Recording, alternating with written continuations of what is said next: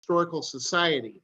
And as most of you, I think, on this call know, because there are many members of the CHS on the call, the Circus Historical Society is made up of a diverse group of circus enthusiasts, circus professionals, scholars, researchers, educators, archivists, curators, just about anybody who has an interest in the circus.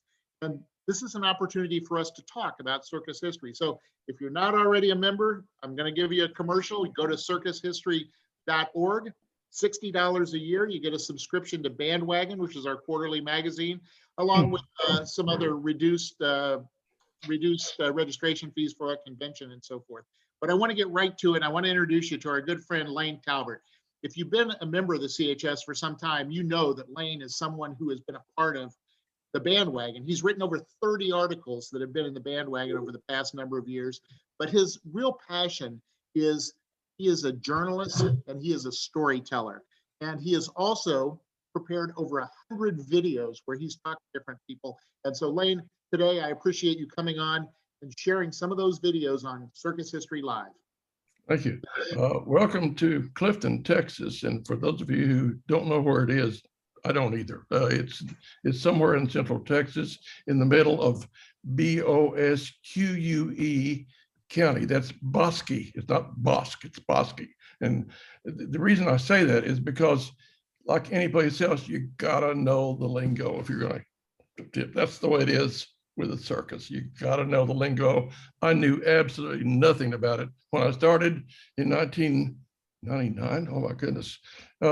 So what I'd like to do today is to share some of the videos I've done, interviews that I've done in the past 21 years, minus last year with the pandemic.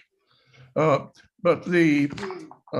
I'd like to get right into it, just as Chris has said.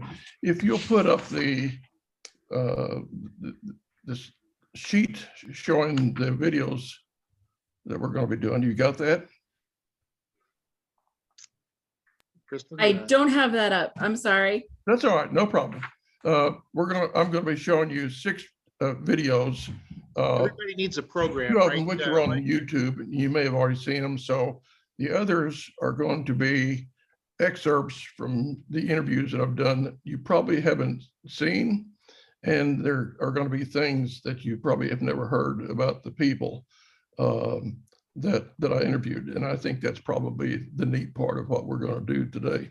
So right off the bat, I'd like to share the first of 6 with you from Circus Vasquez. And I want to emphasize here that we're going to be dealing with 2 overriding themes: diversity in the circus and the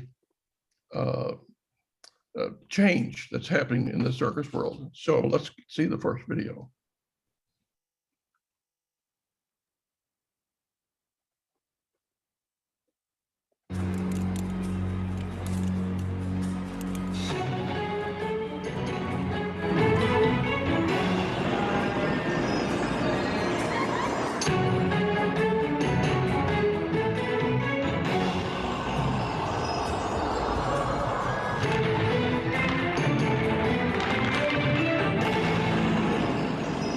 Amid the glitz and excitement of a Circo Hermanos Vasquez performance, one small band of entertainers stands out as crowd favorites. I would say the clowns, that's what makes the difference. Ramon Vasquez is one of 5 brothers who produce circus performances targeted to Hispanic audiences in the United States. Performers we bring in from Europe, from South America. Some of them, they don't even speak Spanish. But the clowns are the key for us to have a good Latino show.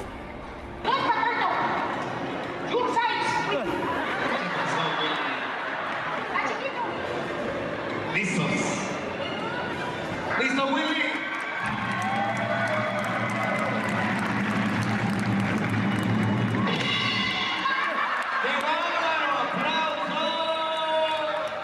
They are a little spicy for us, you know, for the people. Latino people is used to that. Sofía, hey, oye, un accidente.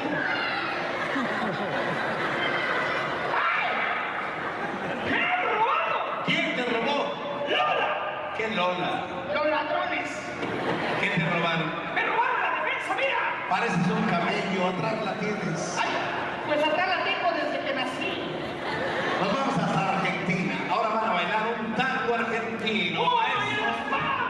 ¿Sabes? El tango se baila con... Que siga la fiesta ahí, hermano. ¿Qué hacen?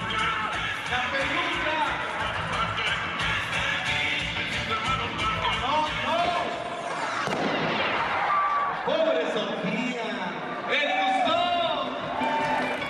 They interact a lot with the audience. They work with the people, and they do a lot of things with the audience. The Vasquez brothers take great pride in presenting a classic one-ring tinted circus. The traditional part is when the performer comes and do a handstand, or the clowns do routines that they might be 60 years old or 70 years old routines. But then you combine that with a state-of-the-art sound system or lighting or the seating that is more comfortable for the people. That's when you combine the past and the present. There's nothing like live music. Like they say, if we really wanted to have a classical circus, we needed to have a band. And probably for the past 5 seasons is that we have a live orchestra here. 8 members of the orchestra. And you can really adjust the music to each act. Instead of putting a recording, you have the band to stop at the right moment, continue at the right moment. And it's completely different when you have the live band, yes. Circo Hermanos Vasquez started in 1969 in Mexico City. And then in 1993, we brought it for the first time to the United States. We were the first circus for the Latino audience, yes. From their base in South Texas, the 2 Vasquez circus units make an attractive appearance wherever they set up. But, says Ramon Vasquez, we don't care as much for the equipment of the circus or the tent. What we really love is the performance. That's where we put all our effort and all our investment every year, you know. Throughout the years, we understood what we needed to do here. So they like what we do, I think.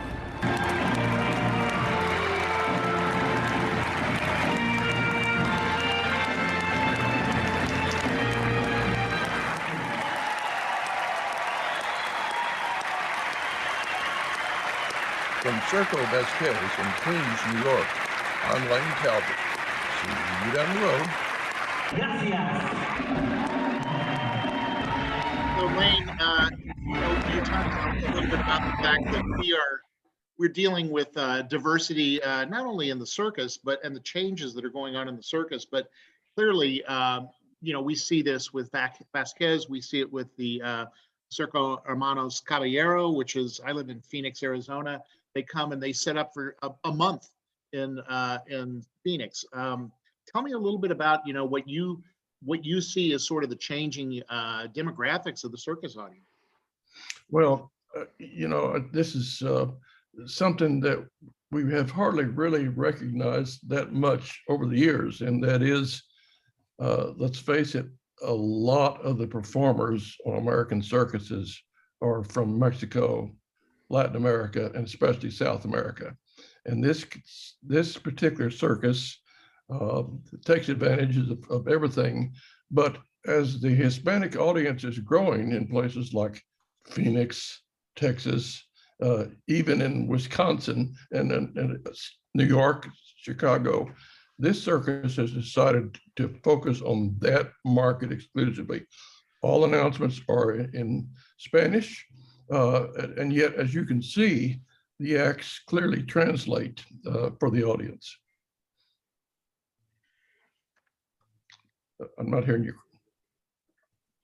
When Hermanos Caballero was here in Phoenix last time, I remember talking to Luis Caballero about how they advertise to the audience. And, our country has changed so much, even in the past couple of decades, that there's a lot of media that's out there that is just targeted, whether it's, radio and television, even in some markets. But they definitely are reaching the Hispanic audience, and these tickets are not cheap. When I was talking to Luis, I know he said that the Mexican culture in particular is very family oriented, and there are very few places where you can get family entertainment like this. So I think that's probably part of the success.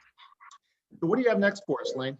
All right, let me just say that the arrangements to do the taping on this in 2015 were made by Wayne McCary, who knows just about every walking producer and then some in America and in the world. And Bruce Hawley went along with us, and Bruce has been a real help to me. He's provided a second camera locations, which enables me to get better views of it. That's just part of the tools that we use. But I'd like to go right to the second one, the second video, which is which involves a character named Dieter Tasso. For Dieter Tasso.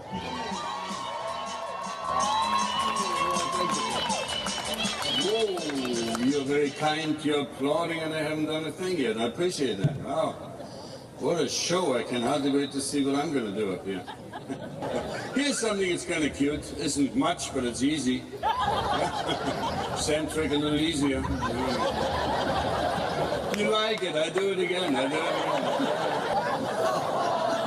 Oh, we have so many pretty girls on this show, and only one dressing room for all of us. They put a curtain in the middle, but you can see right through it. Yeah, I don't care. I let the girls look. All right, with the music, maestro. Can you speed it up a little bit there? Kick the monkey you got there.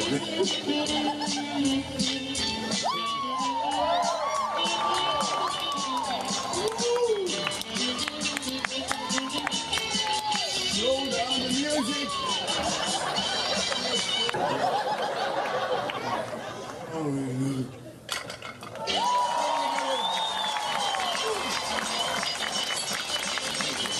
And they never seen the cup trick the way I did it on the wire. I was lucky enough to be the first one to come to America with that cup trick. Later on, a lot of Chinese girls started it, and dogs did it, and monkeys did it, and you name it. But I was the first one in those years, in 52, 53, 54. What has juggling and comedy brought to your life? It was my life. It was my life. I mean, I started juggling when I was 14 years old, actually earlier, because my father and my mother, they were all jugglers. There was always rings and clubs and everything flying around in the kitchen and all. And I had it on my head and get out of the way. I grew up that way. So it was in my head. So when my father sent me to the military school on the end of the war to get me out of Berlin, sent me to Bavaria, after the military school was closed in 45, we went out to the farms with 150 kids. And our parents were up north, you know, in Berlin and everywhere else. And so we just walked out to the farms and we said, can you use somebody? Can I have a job? Can I watch your cows or something? But I wanted to go back to Berlin. I was a big city boy. So I started juggling I took a piece of wood or something and I was juggling. I'm going to go back to Berlin. I want to be a juggler. And that's what I did after a year and a half, finally, when communication was established through the Red Cross. And they sent me home to Berlin. And I went to my uncle. My father was already, he died in a war. He died in Russia. My mother passed away a few years before that. I had a stepmother, but she had 2 kids. And I didn't want to bother her. I went with her for a few weeks. I lived with her for a few weeks. But I knew I was a drain on her. Nothing to eat in Berlin. It was in East Berlin still. It's very hard. So I looked up my uncle, which was a juggler. And I told him, hey, I want to be a juggler. I want to be a juggler. My uncle's name was Little Knox, yeah. Little K-N-O-X. Like the Knox over here, but a different spelling. He was a small figure. And he did a comedy juggling act, but silently. He didn't talk. I had another uncle, which was also a comedy juggler, which was not really related, but we called him Uncle Rep. His name was King Rep. He was a big name in the business. And I looked up to him. Oh. And the top hats that I'm using today, the different colored top hats, came from him. Did your act ever change because of a sudden change in circumstances and it turned out to be the best thing that ever happened to you? No, it took a long time to change. Like I said, I wanted to get rid of the slug wire, and I did this because they didn't know the difference at the Merv Griffin show between the slug wire and a trapeze. So I took advantage of that. That's when I got rid of it.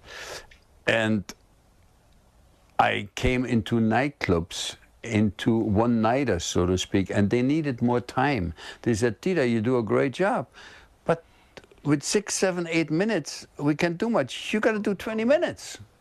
So I had to. I was forced to add. But if you juggle for 20 minutes, they start throwing tomatoes. You can't do that. So that's when I started to do comedy and do monologue and all that. That was the reason I changed into comedy, I think, part of the reason.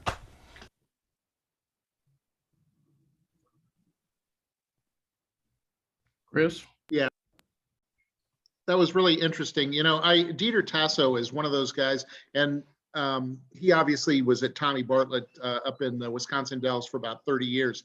But he's a guy who was around a lot of circuses. I mean, John Ringling North brought him over in 1952. And in fact, Dieter told me that Henry Ringling North, who, if you're a reader of Bandwagon, you know, during his military service, he continued after and actually worked for the CIA. But he said that Henry Ringling North in East Berlin helped get him out. And, you know, that's one of those little circus footnotes that a lot of us might not realize. That Dieter was over there in East Berlin.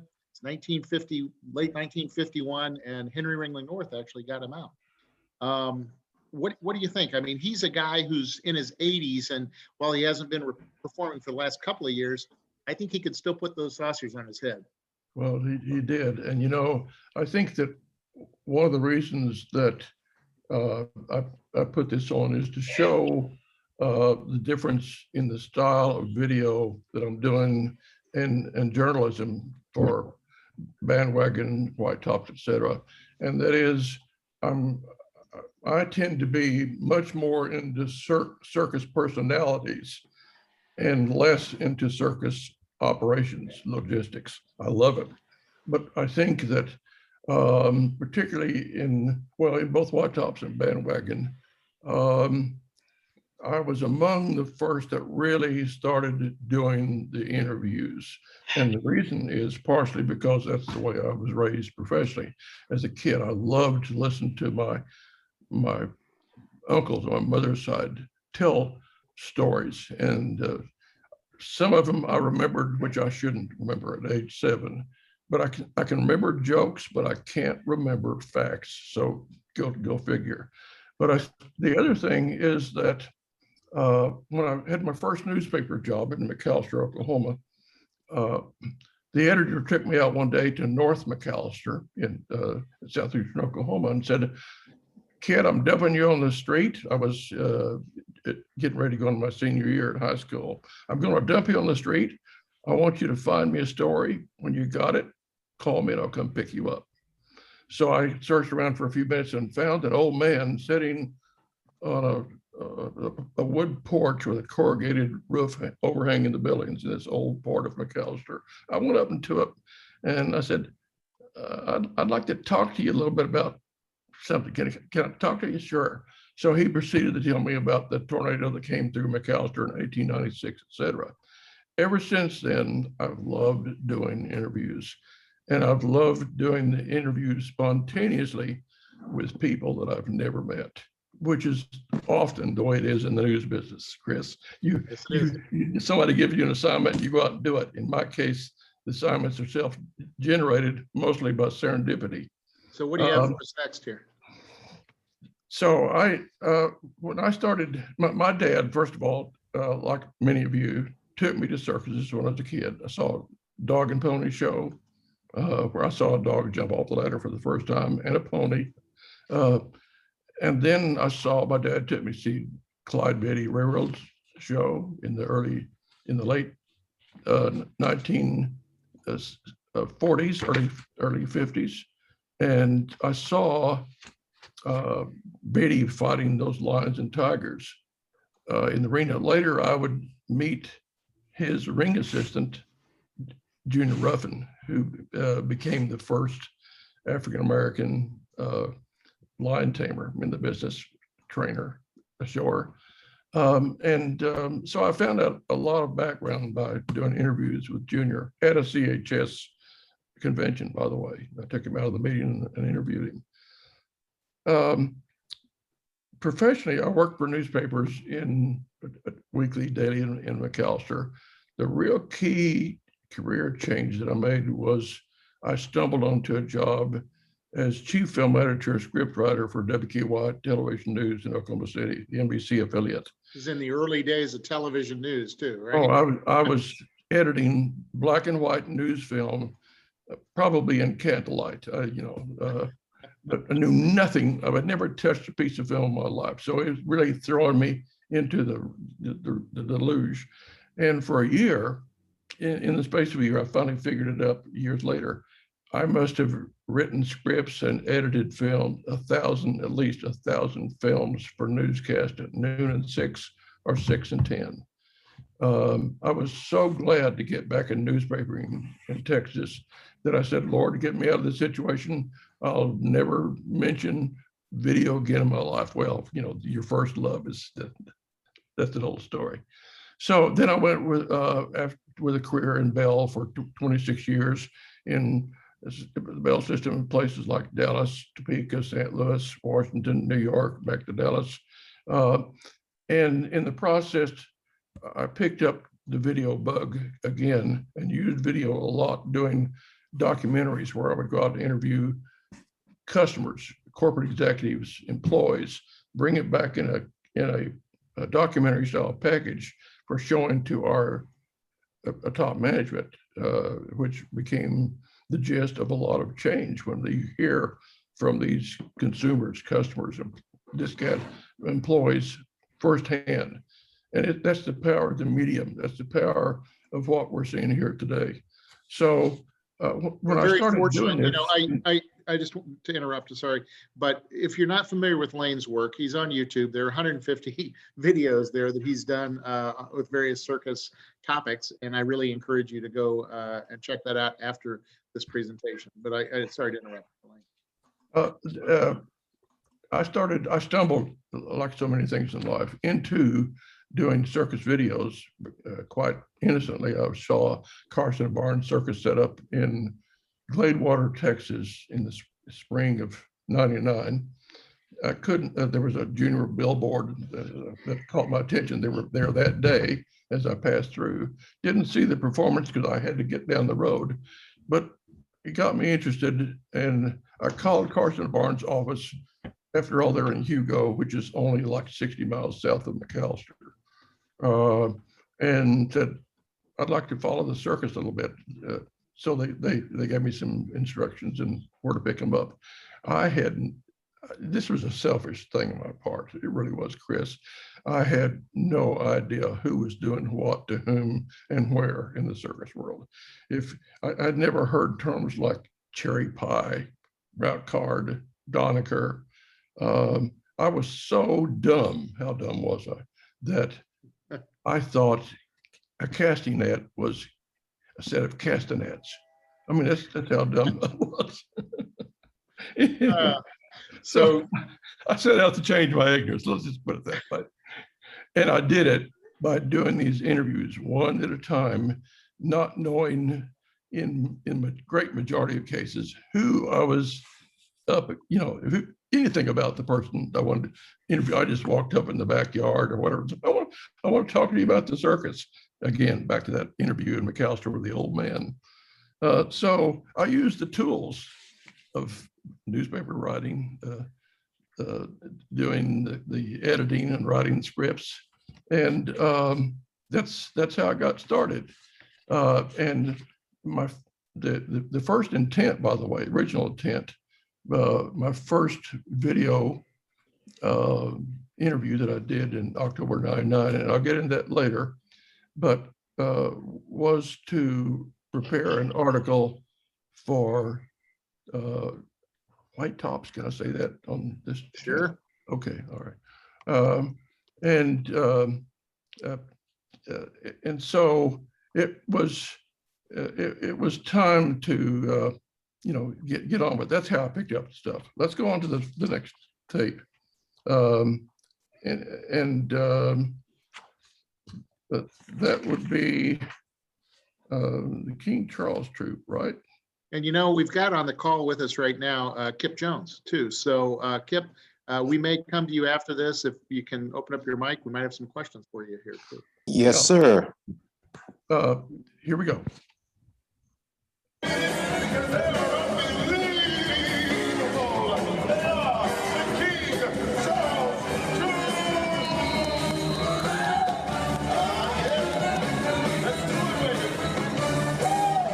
We do four-man hoops, we do jump rope, we passing, we're dribbling, we're doing all this choreographed stuff in the ring, so they bring a whole lot of new excitement to this generation of King Charles Troupe.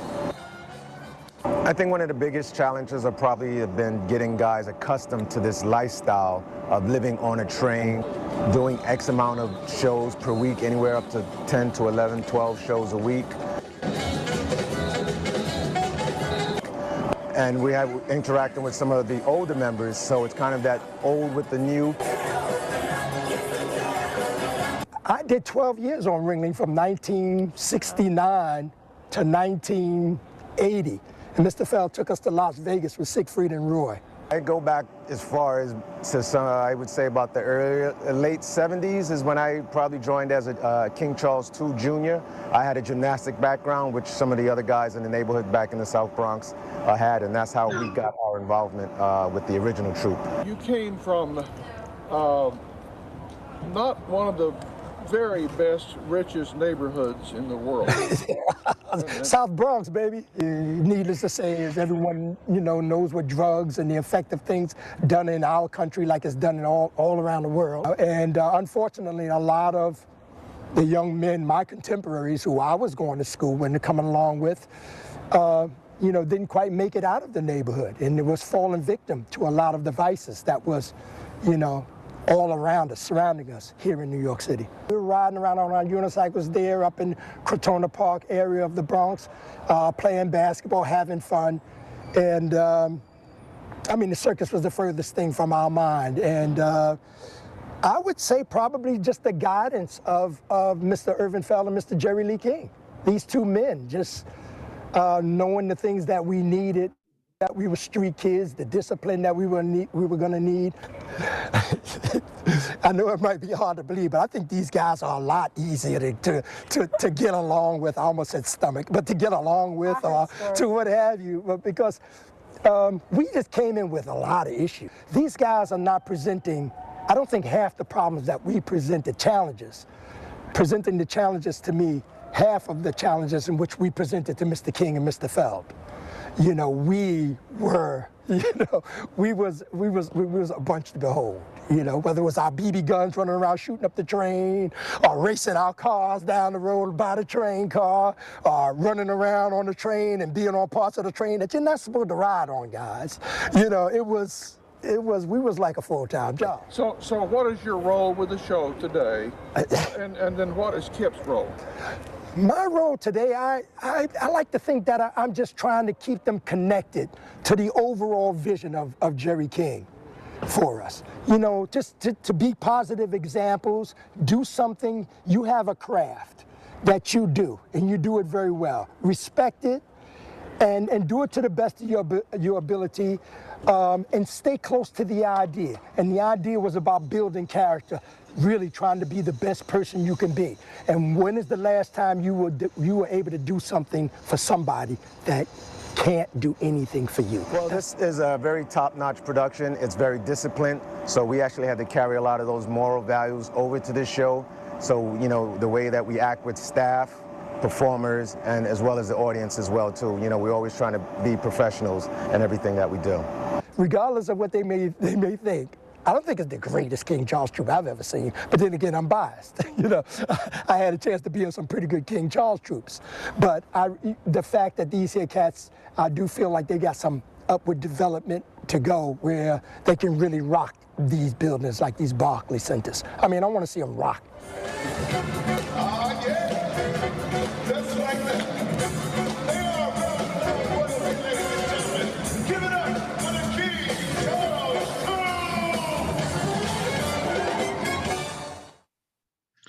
You know, we talk about the King Charles Troupe, and in an issue of Bandwagon a few years ago, I actually did a story about 1969, which was the first year that they were on the show. And a lot of people did not realize that in the spring of 1968, while there was only one circus at that point, only one Ringling Circus, circus was at Madison Square Garden when Dr. King was assassinated. Irvin Feld had seen the King Charles Troupe on the Tonight Show with Johnny Carson. And basically he called Trolley Radine. Trolley Radine had their phone number from meeting Bill Minson, and they were able to bring him in. So you talk about diversity. I don't think, Lane, that probably John Ringling North, I mean, it's hard to say, and probably wouldn't have put the King Charles Troupe on. That was probably Irvin Feld. I think you're absolutely right. The group had a equally young manager, Bill Minson, who is now Reverend Bill Minson, who was their first manager. He was as young as they were and probably as immature.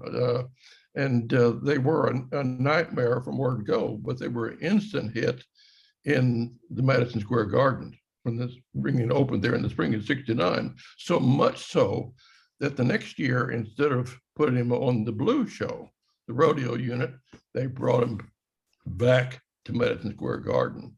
And the guys never stayed in the hotel there. They at the Roosevelt Hotel. They stayed in the Bronx where they partied all night and just barely dragged themselves into the performance the next day. I want to bring Kip Jones, who was I saw as one of our participants onto the call here, Kip. So you know, some of us on this call were there at that last performance where the troupe played there at Nassau Coliseum. What are the guys doing now? It must be difficult to kind of keep that large of a group together. Right. You know, so, you know, with the, you know, the situations with COVID, you know, being amidst right now, it was, you know, pretty much on, you know, on lockdown. A lot of us, you know, trying to social distance, you know, protect each other, protect our families. But now as, you know, we're coming hopefully over the horizon now and getting to herd immunity. We are starting now to practice again. We're working with Omnium Circus, who is run by the executive producer there, Lisa B. Lewis. So we are slowly coming out of that, you know, that stallment, if you will, from the pandemic. And I noticed Lisa's on the call with us today too. That's terrific. Thanks for joining us, Lisa. And thanks, Kip, for your comments. It's always good talking to you. You know, if anybody has any questions for anyone on the panel, but especially Lane, since this is kind of his panel, if you look at the bottom, there is a thing at the bottom of your screen that says reactions. Raise your hand and we will get the questions out. You can chat. You can send us a chat in the overall chat group too. But Lane, what do you have for us next? Well, again, continuing the line of diversity, one of the most interesting performers that I've ever interviewed is the next one, Becky Ostroff, who happens to be on the call here too. So maybe we can get a couple of questions over her. I interviewed her about 2011, 2012 on Kelly Miller. I believe they were on the lot in Dalton, Massachusetts. And let's hear, this is a YouTube video, but let's hear the circumstances about what got her into the circus world. When curious residents gather each morning to watch the Kelly Miller Circus spring to life in their community, they'll get their first glimpse of Rebecca Ostroff. While an elephant helps raise the big top, it's Becky's task to explain how this mobile city takes shape in cities and towns across a wide swath of America during the 2012 Kelly Miller Tour. Few realize that hours later, they'll be witnessing Becky's transformation into the show's featured aerial performer. For the past 25 years, Ms. Ostroff has been demonstrating her skills, grace, and high energy on the single trapeze. But it's especially her closing stunt, the Iron Jaw, which keeps spectators on the edge of their seat. The movie Water for Elephants was filmed. Becky was called on to stage this feat for the cameras.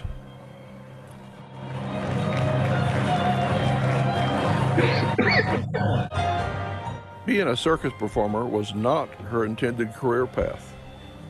I was a modern dancer. I lived in New York City. I was a postmodern dancer. I was trained in classical modern dance, Graham, studied ballet, danced most of my life. And then one day, a friend says to me, hey, Becky, you want to go dance in a circus in New Hampshire for the weekend? And she said it's $450 for 3 days. That was 1986. I said, you know what? I can do anything they want me to do for $450. So I go to New Hampshire, dancing, hard dancing, double amazing arabesque pirouettes and big jetés and intense because we were New York City dancers. And I see these women doing my hobby, which is trapeze. And I said to myself, oh my God, you can do this for money? What I'd love for money. So I got a trapeze, made an act, ran away with a circus. Since 1987, Becky has been a featured aerialist on a number of circuses, including an earlier stay at Kelly Miller. I came here in 1990. We were here for 5 years. Went to Culpeper and Merriweather Circus for a couple of years. The Clyde Beatty Cole Brothers Circus. Ellie Barnes with the Dave Hoover, Circus Boreal in Alaska. Hendricks Brothers Circus, Lewis and Clark, Walker Brothers Circus. I worked for Tom Liebel a little bit, Circus World Museum in Baraboo, Wisconsin. I've done shrine circuses all over the place. Worked in nice nightclubs, ice shows. I might have left something out. Becky and her husband, Kelly Miller musical director Marshall Eckelman, also became parents during that time. 99, I had a baby and worked on, but got in shape really fast. And I worked in Miami Beach on an ice show in a theater on a real tank doing trapeze. It was great. There was a huge dressing room. My daughter had her own little playpen, 6 months old. Many youngsters have grown up on shows like Kelly Miller with its nomadic company of performers and workers. We are families, and we're performing for families. So there's such a great familial connection that it is about, it's a family affair. You are so connected to the audience. The audience is part of the whole performing experience. When you're in a theater or an arena, you're so far away. Here it's a way of life. You have this incredible camaraderie. There's this whole big team thing that we're all traveling together, making this thing happen. And we have highs and lows together. I also obviously like working every day because practicing is really not that much fun. And so with this, we perform all the time, get to really hone our acts. And I personally am happy doing the same thing, the challenge of making it precise and even better than it was yesterday. Because for me, it's my first time, it's my last time, it's my only time, it's my best time. I don't think in my head when I perform, I'm gonna slack, tomorrow I can be stronger. This is it. Because who knows what could happen when I come back on the ground. That could have been it. So I want it to be every single time I perform, I know I'm going off on a tangent, is the ultimate time for me. Reporting from Kelly Miller Circus, I'm Lane Talburt. See you at the circus. So we'd love for you to turn on your microphone there, Becky, if you can. But as she's doing that, I wanted to tell you. Talk? Okay, force me. I'll talk.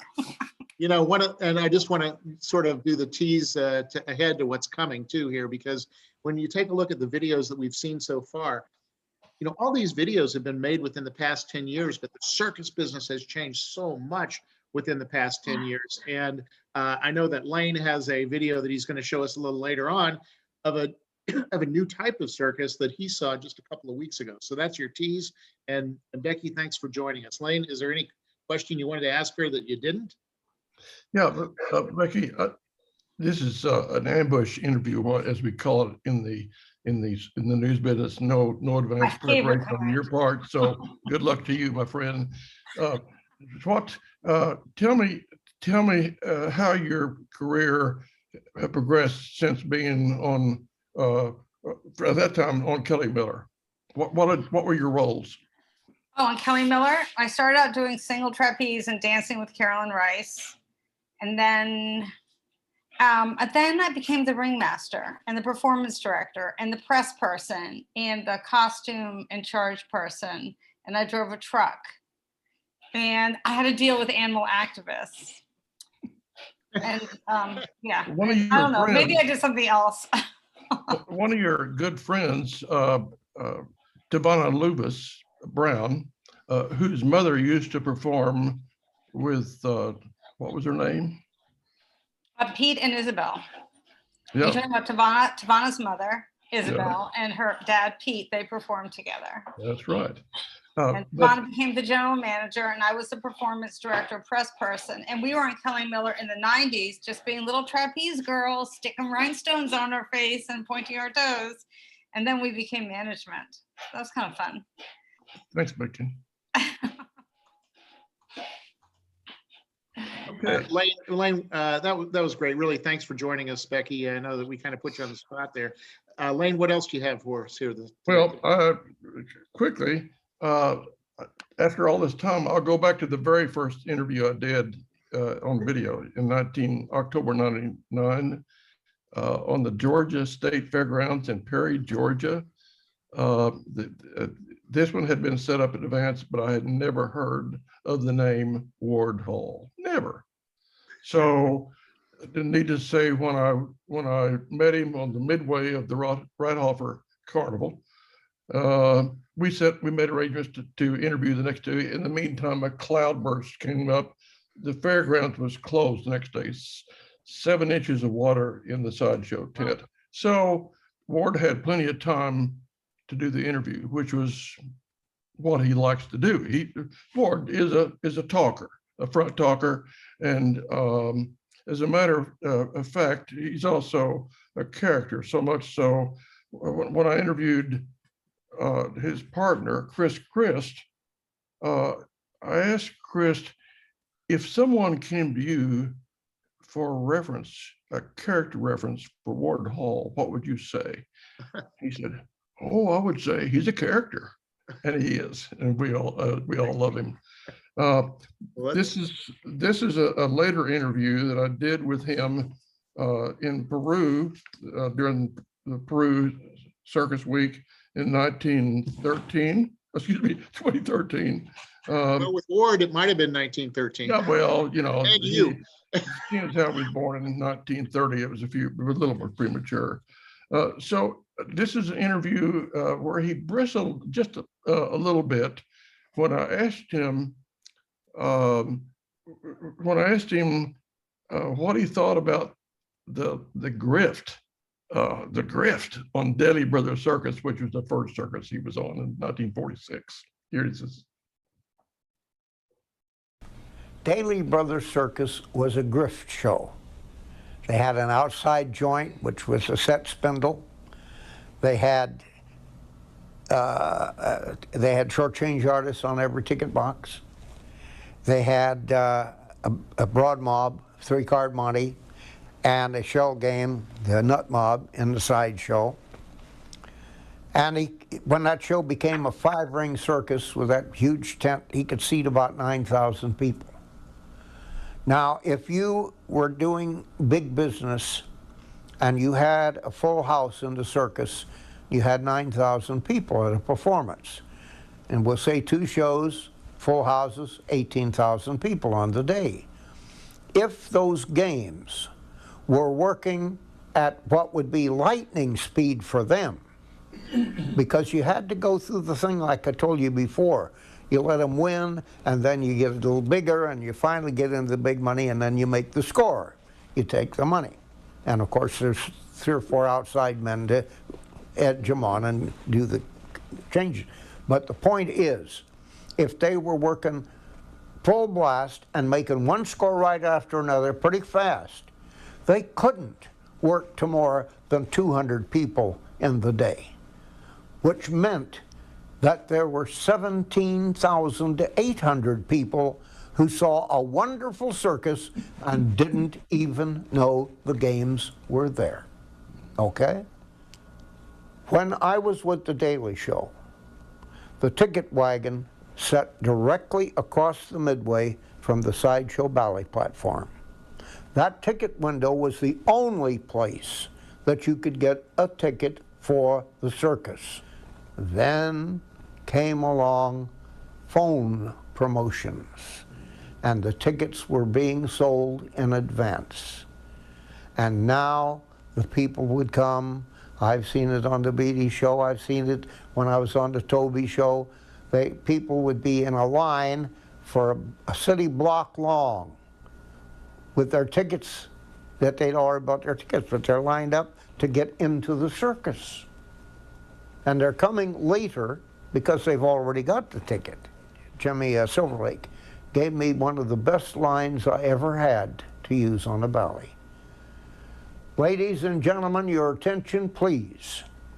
If you are here because you are going to the circus, and I presume that's why you're here, if you have your tickets, we're getting ready to open the doors now.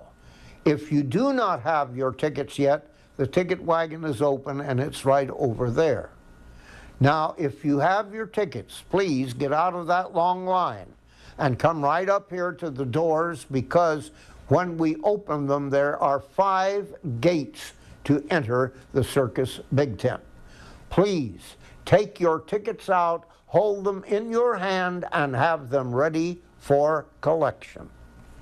Greatest line in the world, because it broke that line and got the people up there. Now you say, now we still have a couple of minutes before the circus opens, so we're going to give you a little free entertainment on this station, and you go into the sideshow. And of course, during the opening, you tell them, whether it's true or not, you cannot get into the circus until you've seen this, which is the first part of the circus. The circus, advertised to start tonight at 8 o'clock, is going to start exactly on time in this tent. When this is out and over, then you will go on in to the big top and make a motion as if you meant they were going out of this tent right into the big top, not through the front door. Of course, you didn't tell them that, just that they're going into the big tent. And so you cannot miss any part of the main show by going here. But if you don't go here, you're going to miss a very important part of the circus. So make your day at the circus complete. Come in now. You buy tickets there, 4 ticket boxes, so I could get them all in a hurry. And once you get them in there, you bring that show fast. You don't stall around. Yeah, Ward Hall was definitely a character and the last of a breed for sure. And I know you told me you're working on an article for Bandwagon, so we look forward to seeing that one soon too. Yes, I am. And I'm also, thanks to your prodding and a few others, I'm also going to be working on an article starting this next week, so help me, on this next person that we're going to talk to. His name is Johnny Pugh. And I think that the interesting part of this interview that I'm going to be showing is how he spent his childhood. He was a son of Digger Pugh, who was a promoter, you name it, entrepreneur in the circus from England. And Johnny was born into a life of travel like we probably had never known. Let's play that excerpt. Location, location, location. I mean, that's, yes, we're on a great, it's Trumbull Mall, and the people all know where Trumbull Mall is in this area. But unless you drive into the mall, you don't see this thing. And, sometimes on a corner that's a nondescript corner where there's a traffic flow, you get a lot of big walk-up business. And, we play the same route year in, year out. And the reason we can do it is that we always bring in a good show. And it's very important. We kind of steer away from Ringling if we can. I mean, we don't, I look at their route and say, I want to try and stay at least a month away from them, maybe even longer if I'm going into a town, because naturally that's a big operation and they're in an established building. So they've got everything on their side and they spend a lot of money and everything. But what happens is, and it was like this years ago, is that we were the big operator under canvas, and all those small shows would like to go in and play the dates just ahead of us, because they'd be running on our advertising. And you know, you can advertise anything in your show, and the people don't know it's not there until you get there. And you know, a lot of those small shows advertise all sorts of things and had pictures of all sorts of things from old posters. And thinking, I can remember Alan Hill from the Great American Circus telling me one day, he said, well, if it wasn't for shows like yours, we couldn't operate. It kind of woke me up a little bit, and then one day I was coming up, we were playing Florence, and I hadn't been on the show for a while or done something, and I was coming up 95 south of Florence, and I suddenly saw the circus on a different lot. And I said, wow, what happened? Was the lot soft or something? So I cut off, and it wasn't until I got to Alan's show that I suddenly realized it wasn't our show, but Alan had a tent the same color as ours, and now has painted his trucks white the same as ours. And from the interstate, I actually thought it was my show. I don't think you can be an absentee ownership around one of these things, because it's a very cash business. And, you know, a couple of bucks here and a couple of bucks there, people think that it doesn't mean anything. But this show needs every dollar it takes in. It's a very expensive show to run. Yeah. Frank always said to me one time, he said, I'll tell you how you can make money with the show. This was years ago when it was the big show. And he says, you just don't take the Beatty show in there. You take the King show, and he did that one time, and called it King Cole. And the sponsors went nuts because he ran it, you know, all those stands when we got big phone sales, and nobody knows what show they're going to till they go to it. But he says you can only do it once, and he was right. That was the end of the two small shows when he did it. But you know, you could go back and play this route that we're playing now, cut this thing down to nothing, and make a lot of money. But you'll only ever do it once, and you better not be doing 2 and 3 day stands. I want to be proud of the thing. I mean, why do you think, you know, at my age, why do you think I went for a new tent? We could have used that other tent another 2 or 3 years. Physically, there's nothing wrong with it. It was just that the material got dirty, and there was no way to clean it. I mean, and I didn't need to build the new seats. I don't need to go out and spend money for 2 brand new generators this year, new trucks. I could have run all that stuff until it fell apart. But I'm thinking that I'd like to be here a little longer. I would like to say that it's as long as I'm here. It will go on as long as I can. I enjoy it. I mean, I just love being with the circus. I can't wait till the band plays, you know, in the spring. And the worst thing, I never stay for the last show. All the time I've been with this show, and I've been here for 50-something years, I try to make it to finale. And I end up, by intermission, I leave the lot. I never want to see the show close. Wow, what a statement. And of course, it did close not long after you did that interview, right? This was, Chris, in 2013 at Trumbull Mall. And incidentally, I apologize. The excerpt, if you want to see the excerpt about his early days of childhood, you probably should register for the CHS convention, September 19th to 22nd, plug, which will be in Trumbull, Connecticut, right across the street from one of his most productive. Very, it's really, you know, that's the Bridgeport area. We do hope that everyone on this call will consider coming to Bridgeport for the convention that is coming up in September. So just a couple of thoughts here. You know, some people on this call may not be aware of the fact that that Cole Brothers, that old Cole Brothers tent that he used the last, many of us saw it up at the convention in Springfield, Massachusetts. He sold that recently, and it's back on the road. Right now, you talked to Johnny Pugh recently. What did he tell you? He said that he is totally out of the business. He sold all of his assets And of course, the winter quarters is gone. So when I talked to him a couple of weeks ago, first time I talked to him since the show closed, just a few days after it appeared in West Springfield at the Worldwide Circus Summit. And Johnny at that point was saying, you got to help us. You got to help us. And little did we realize that he was only days away from closing. But obviously he wasn't the only show that closed in the mid to late 2015 to 18. And I think that's the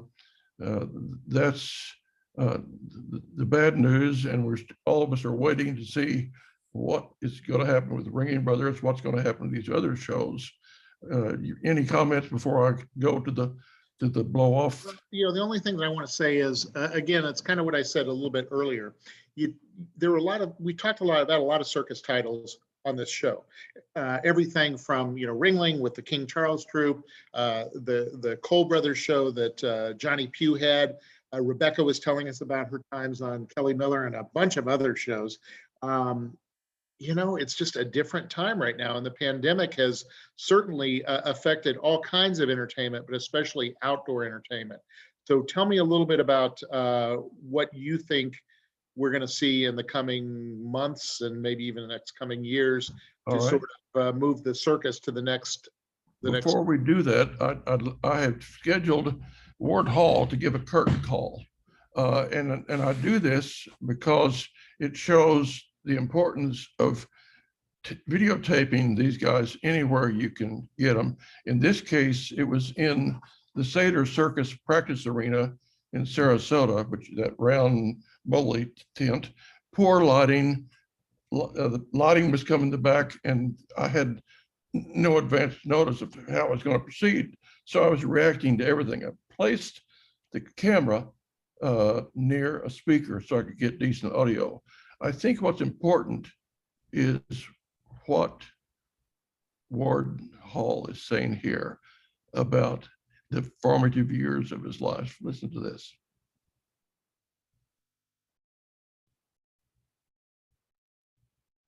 My mother swore by this story.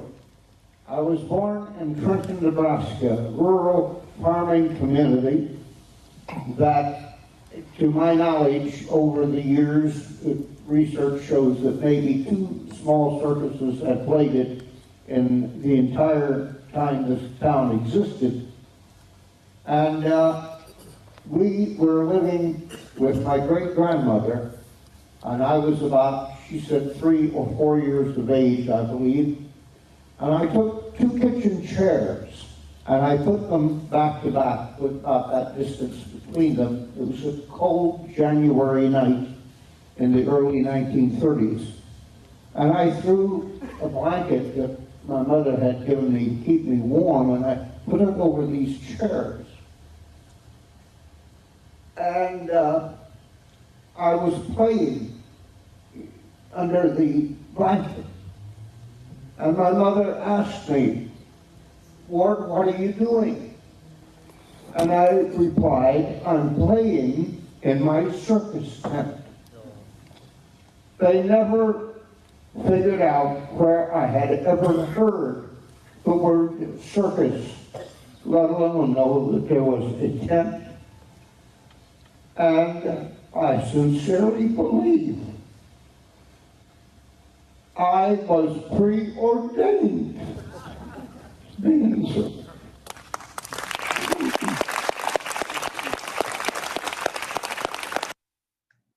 Yeah, it's a terrific Chris, moment. that's one of the zillion stories that I didn't get Ward onto saying in the interviews. The next day, incidentally, after this press conference in Sarasota, Ward was inducted into the Ring of Fame, along with Junior Ruffin, by the way. So I think that the importance there is that we do need to get to these folks, young and old, while we can. I one time was in Sarasota in the early 2000s, met Alan Hill, and I said, I'd like to interview you, Alan. He said, anytime. And I was thinking, nah, I can, he's still young. He's 50 years old. I can get him anytime. Well, as you all know, within a year, he was dead. So we have to take care of these opportunities while we can. And frankly, if those of you who have this is probably one of the best cameras on the market now. It shoots photos and does interviews as good as anything you can get. You know, one of my favorite quotes, Lane, is that journalism is the first draft of history. And what you have done through your video journalism of the circus is the first draft of circus history by people while they were still alive to tell you. And I think it's terrific. Thank you. Now, for the real blow off, and I know that we said this would be an hour. We've just about done it right. But for those of you who want to stick around to see what's happening in the pandemic world of circus, I'll show you this little tape that I put together. This is a premiere. I'll put it on YouTube later. But I think you'd like to see what's happening in Texas and other places to a little circus called Circus Fantastic. And just before we play this was just a few days ago, right? That you shot this? I did it within the last 2 weeks.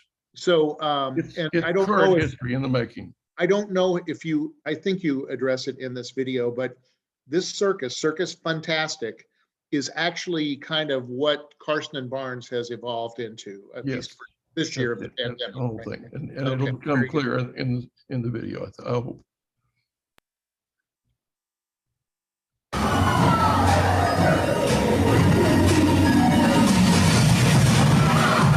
This futuristic character emerges from the darkness to seize the attention of Circus Fantastic audiences and never lets go.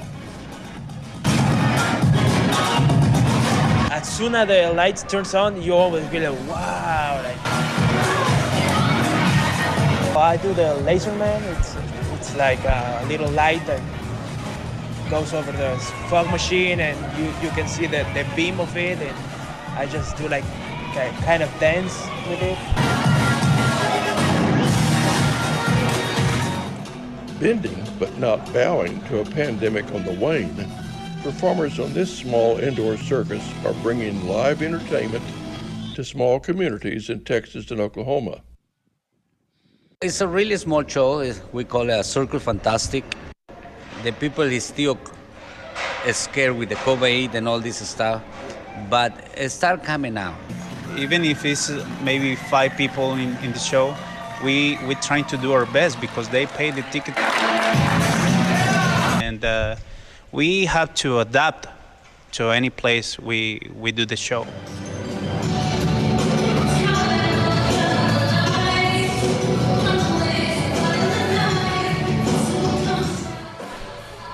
Only 10 months earlier, these same entertainers were playing to large audiences under a soaring big top on Carson and Barnes Circus. The Oklahoma-based show also featured large performing animals and a fanciful unicorn. In the blink of a spotlight, the show went dark. When the pandemic we stopped working for almost a year. Early spring 2021 finds a small-sized unicorn and a trimmed-down workforce back on the road.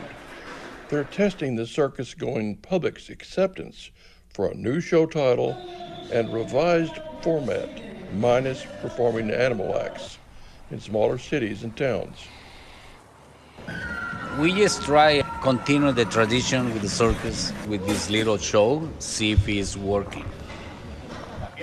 We just pick it up few performers and everything, and we put it together. Only 5 or 6 trucks.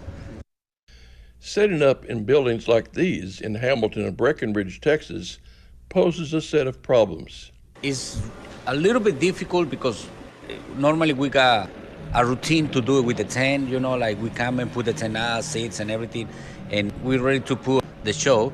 But right here is every building is different. It's always something different to work. We got almost everything. The only problem we don't got bleachers, so normally we use chairs and some buildings, we got a little bleachers, a small one like today. When we working in the buildings, it's different, and it's hard to work in there. Sometimes we working in the low buildings, high buildings. All too often, low ceilings prevent aerialists from achieving the heights. It's my main act. Sometimes I cannot do it at all. Sometimes I have to do some tricks, and it's different every building, every town.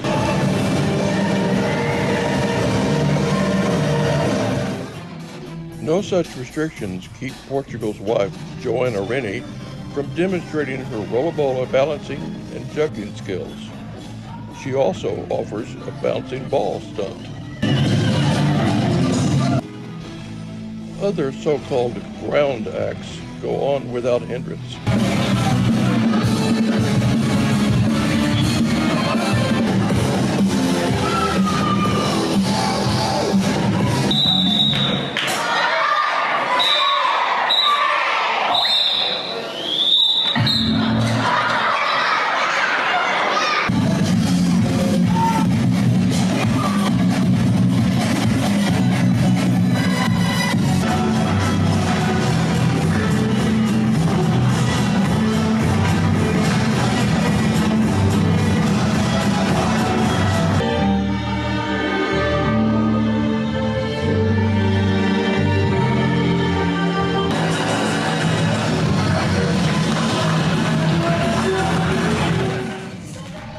Memories of the devastating impact of COVID-19 remain fresh in the minds of these once stranded performers. When I was in Mexico with my wife, we trying to do business there. We sell the cakes, to make living. And nobody knows what's going on, and nobody's know when we reopen the show. So it's a hard situation because we have bills to pay and we don't make money,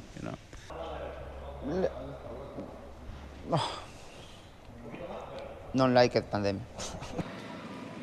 Yeah, it's in the pandemic. I am in the practice. Everything is practice, juggler and trampoline, work, and carpintero. The show, to be stopped and doing nothing about the circus, doing different things. It changed all the routine that we have. I've been training every day and work out, but not the same thing that a live show. One day I received a phone call from Gustavo, my boss, and he told me, hey, maybe we're gonna open the circus again in one more week. So I stopped the things I'm doing in there, and I prepared to come to this country to work, And I feel happy because the circus is gonna reopen. For me, I love this work. I love it's traditional. I work with my brother. My brother is Jesus Aguilar.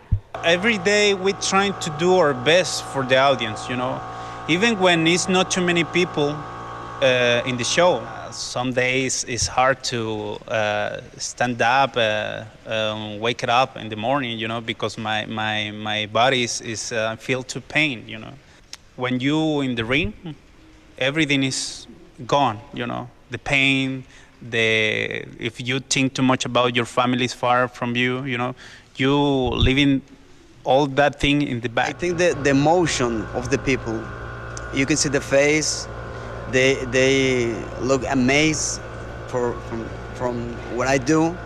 And this is the thing, like, I trying to do it better and better and better every time. This is a small show right now, and we're trying to get bigger, but we're going slowly.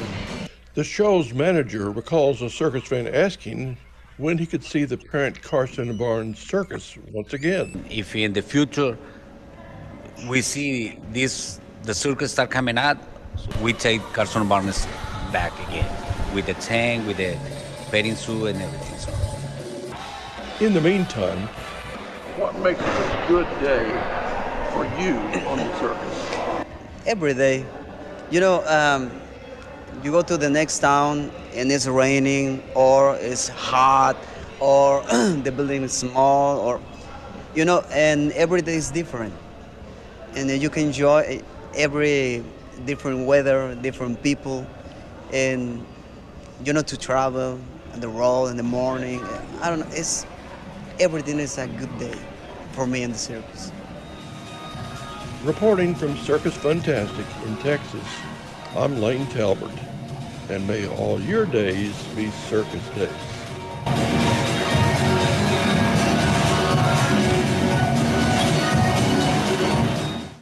You know, Lane, I think that a lot of us feel kind of wistful when we see that. You know, I mean, you think back not that long ago, D.R. Miller, you know, had 5 rings of Carson and Barnes, dozens of elephants, and this is the circus, at least for now.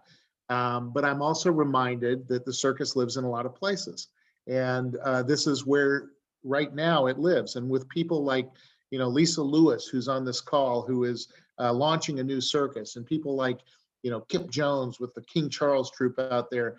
And of course, this group, this Circus Fantastic, which is sort of, you know, you might say it's the stragglers of Carson and Barnes, but it's keeping it going. I mean, it's, you know, the show must go on, right? Yeah, today they're in Odessa, which is one of the bigger cities. The route is laid out to play these small towns mostly, and it's struggling. Business is fair. They hope to get more business. Obviously, on weekends, you know, Mondays through Thursdays can be pretty tough on a circus. So they're struggling, but they're hopeful. And by the way, Kristen Bird Para is the wife of Gustavo. They've been married for over 20 years now. So that's the granddaughter of D.R. Miller. That's right. Yeah.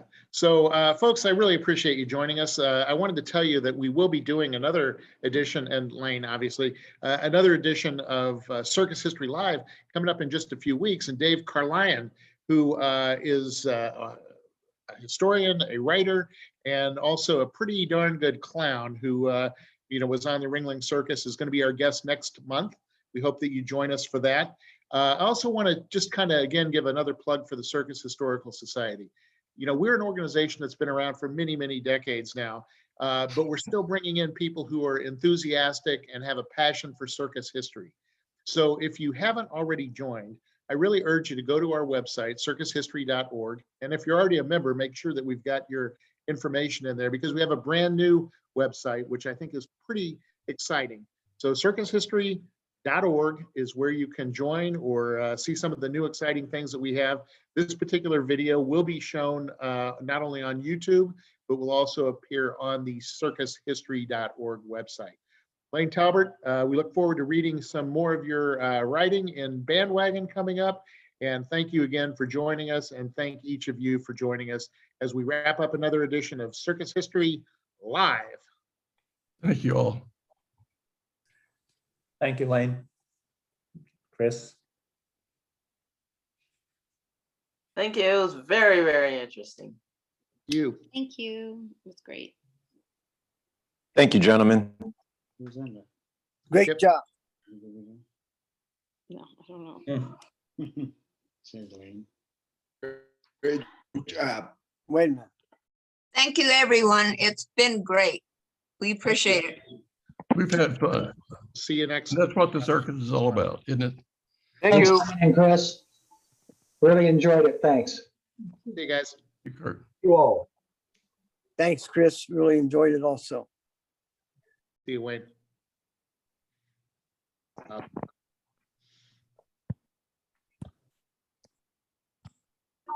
Tongue ring. Sure. Thank you. All right, ready.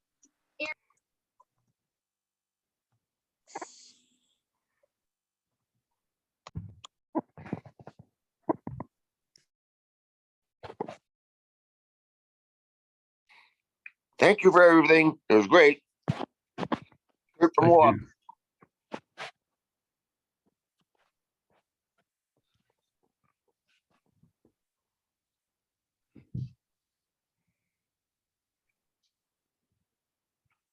And thanks to Chris and Lee for handling the technical aspect.